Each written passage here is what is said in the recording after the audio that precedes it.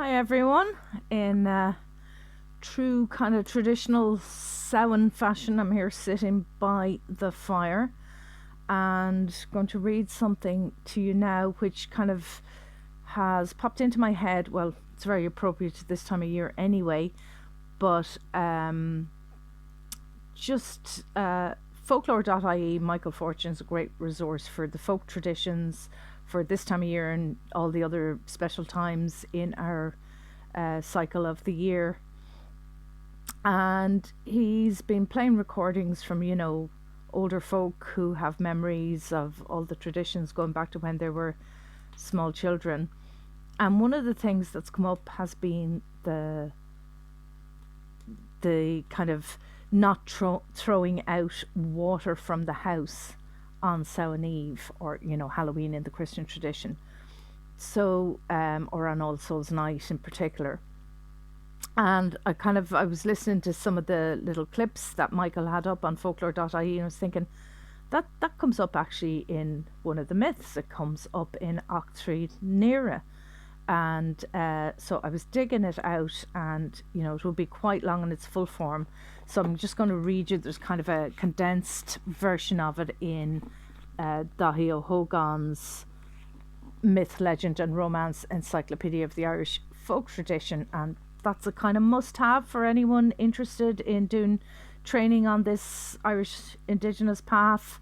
It's on the textbook list for student priestesses. So I just thought I'd kind of go through this little condensed version with you now. If I can see in the firelight.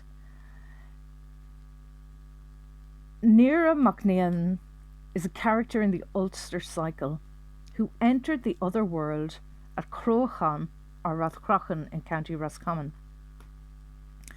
The text concerning Neara, which you may see spelt Neara or in earlier forms Nera, belongs to the 10th century.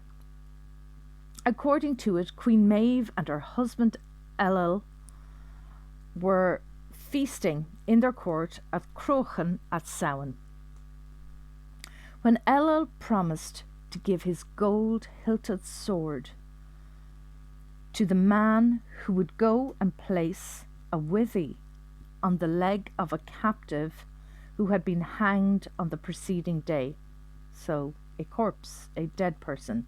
And the challenge is for one of the men of the court at Croaghan to go out and tie a withy, or a little kind of willow, not quite a stick, willow is so bendable, like a little piece of willow to tie around the foot or the ankle of a corpse.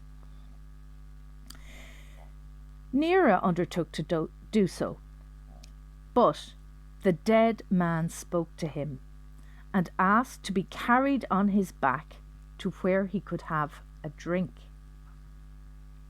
Neara consented to this, but the captive refused to enter any house where a fire had not been raked or wetted or cleaned, and eventually a drink was found for him in a suitable house.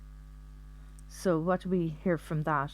That the dead would not enter the house where there was no water to drink from, and they wanted the fire to have died down and been raked over or cleaned before they would enter.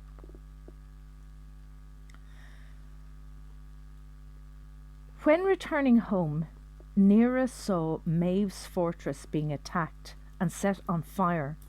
He followed the attackers into the other world dwelling of Croaghan, where he was given a wife. So he takes a fairy wife.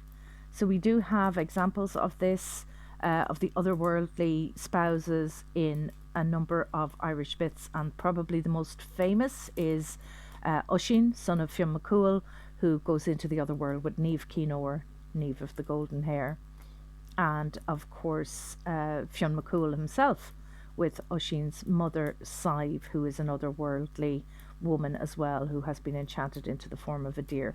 So here we have Neara having a similar experience, going into the other world because he has seen Cruachan being attacked and set on fire, and he follows the attackers, and that leads him into the She, into the mound of the other world.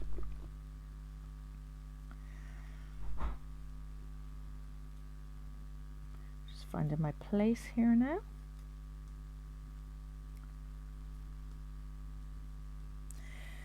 So his otherworldly wife explains to him that the fire he had seen wasn't actually physically there, it was an illusion, but that it would come to pass on the next Samhain vigil.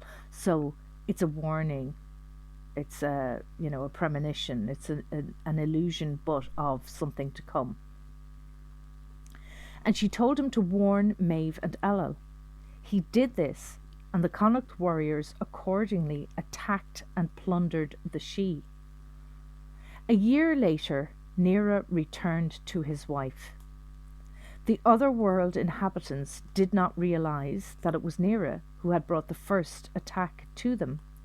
So he was welcomed, and his wife gave him a herd of cattle.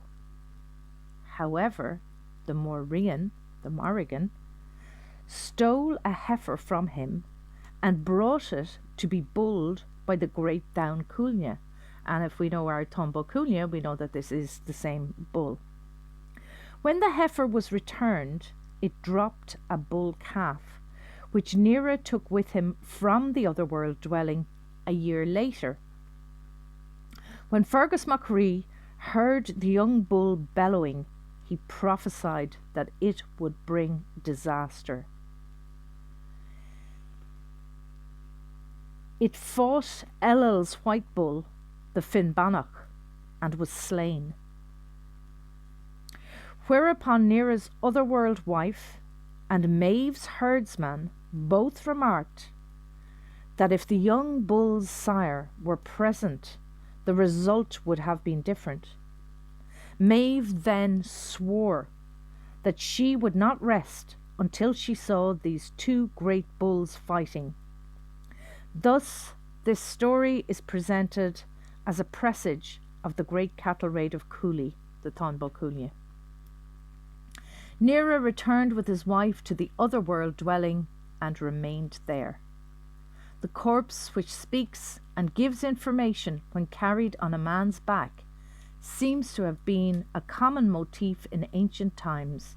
It was also used by a medieval Irish cleric and made a basis for a quite different narrative which became very popular in folklore. So that's like very condensed and in a nutshell the adventures of Neara, who initially, in taking up the challenge from Ellel in Connacht at Racrochan, goes out to try and tie this little piece of willow around the foot of the corpse of the man who had been hanged the day before, and the corpse speaks to him and says, "Carry me on your back," and is to be brought to a house where he can find something to drink.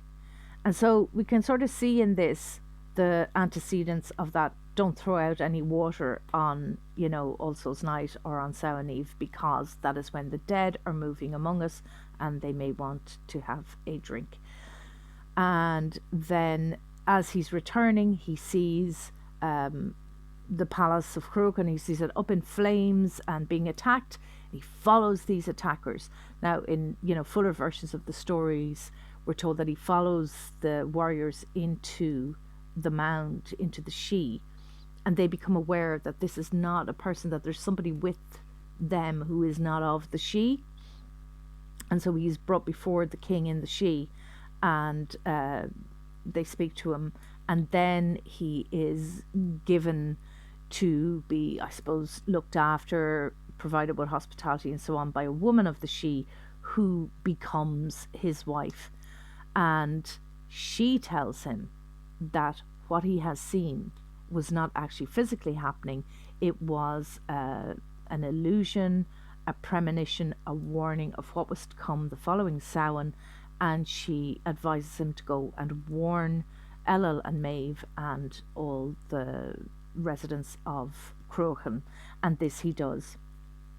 And so, to prevent the destruction of Cruachan, they go and attack the she. And so it unfolds. And the bit about the Moraine and Fergus MacRee and the bulls and, the herd of cattle, the bull calf or the heifer that's taken to be sired up in Cooley, that is all a prelude setting things up for the story of the Great Battle of the Bulls and the Tombo Cunha to come. So yeah, it's very interesting to see the tie-in between these ancient myths that we're kind of drawing from in our pagan tradition and the folk traditions, like kind of the Christian Halloween and All Souls, that are still carrying motifs and traditions that come out of those early myths, which, according to hÓgáin, that version is from the 10th century. So I hope that you are enjoying this time of year, this season of Samhain. And for me, or for anyone following the Indigenous pagan path, the actual key celebration will be on the 7th, which is yet to come, obviously. And that will be the time of honouring our deep ancestors and being aware that in all these incredible structures on our landscape, such as Cairn L, sadly inaccessible now, up at Loughcrew, and at Tlachtha, and at the Mound of the Hostages on Tara. There are places in our landscape that our deep ancestors constructed that are aligned for, sunrise or sunset at this time of year. And it will be around that November time, kind of maybe between the 5th and the 8th or thereabouts. And this year exact on the 7th of November when that alignment happens. So for me, that's the key time, on the path I'm on. That is the key time to celebrate. But certainly my family and I enjoyed fun and festivities as part of the Halloween traditions as well. So gather in by your fires wherever you are, or light a candle and swap and share your stories from, childhood or mythological stories or the ghost stories or whatever you have, and enjoy this time of connection. Slán gra agus banachtaí.